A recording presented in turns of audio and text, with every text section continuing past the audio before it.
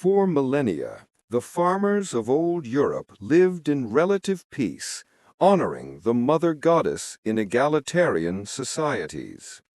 Then, around 5,000 years ago, everything changed. A new people arrived from the east, a group defined by mobility, might, and a warrior ideology. They were the Yamnaya, and their arrival didn't just transform Europe's culture, it transformed its very DNA. This is the story of the Yamnaya culture, who they were, what technological revolution drove their expansion, and how they laid the foundations for most of the languages and peoples of the modern West. To understand the Yamnaya, we must first understand their home, the Eurasian steppe, a vast, resource-scarce ocean of grass stretching from the Black Sea to Mongolia. Life here demanded constant innovation. Archaeologists trace their origins to the Caucasus Lower Volga area, specifically noting the Khvalynsk Neolithic cemetery as a coalescent culture that blended northern and southern traditions. This was the crucible where the Indo-Anatolian language family likely began. The name Yamnaya itself refers to their most distinctive feature, the yama, meaning pit or grave. Their society was defined by the kurgan, the monumental earthen barrows they built over the deceased, marking their territory across the desolate plains. These weren't just tombs, they were territorial markers and expressions of a new, powerful ideology, united not just by artifacts, but by a common worldview, one centered on mobility and patriarchal strength. The key to the Yamnaya success was a trio of revolutionary technologies that fundamentally changed human interaction with the landscape.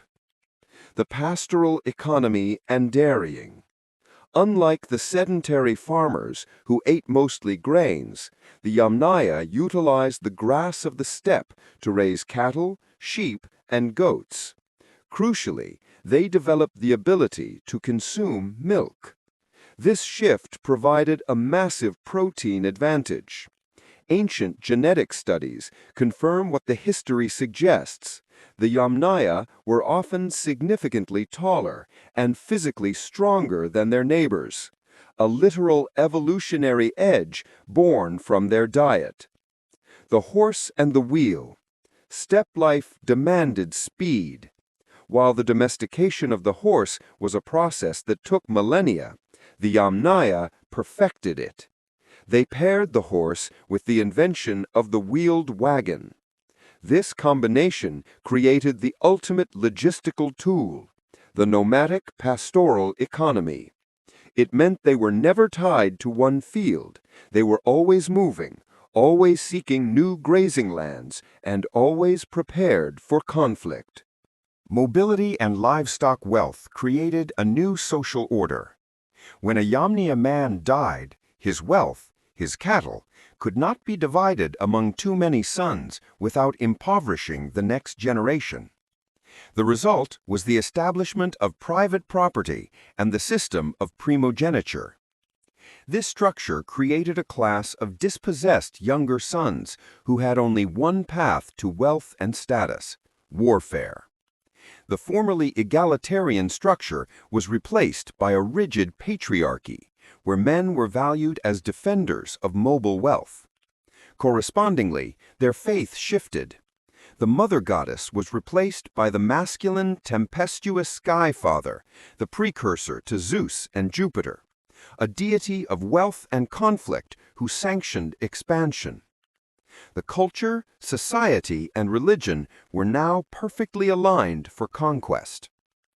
Around 3000 BC, the Yamnaya expansion began, a massive migration with staggering genetic and linguistic consequences.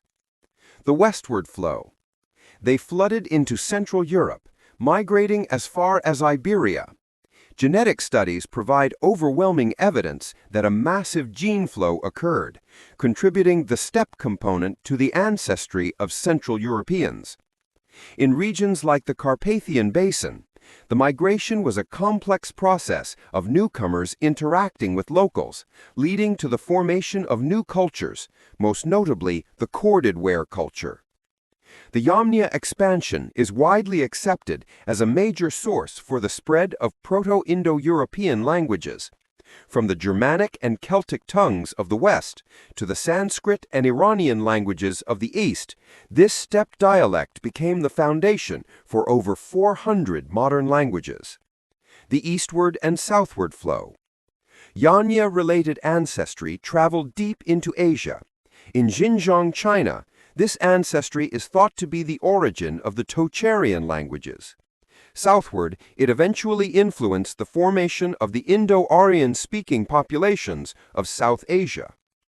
The video highlighted a crucial factor often overlooked in the military history. The decline of Old Europe was not solely a matter of warfare. The plague. The dense, sedentary life of Neolithic farmers, often living closely with livestock, made them devastatingly susceptible to disease. Genome research confirms that the bubonic plague was present globally, but it decimated the concentrated populations of Europe far more than the scattered, mobile populations of the steppe. This vulnerability created a vacuum. Archaeological and genetic evidence of the conquest suggests a brutal process. New burial practices, evidence of violence, and the wholesale replacement of men's genetic lineages, a process driven by the Yamnaya's necessity for wealth, wives, and land. The Yamnaya were an agent of globalization 5 millennia ago. They connected the world, uniting a vast geography under a common, mobile, and warrior-centric worldview. We are still living in the shadow of this transformation. Our deepest genetic roots, the grammar and vocabulary of our languages, and the foundational myths of our patriarchal societies, all bear the unmistakable imprint of these Bronze Age steppe wanderers. The Yamnaya Odyssey reminds us that civilization is not static. It is a product of fierce competition, technological revolution, and mass migration, a relentless cycle of birth, conquest, and recreation.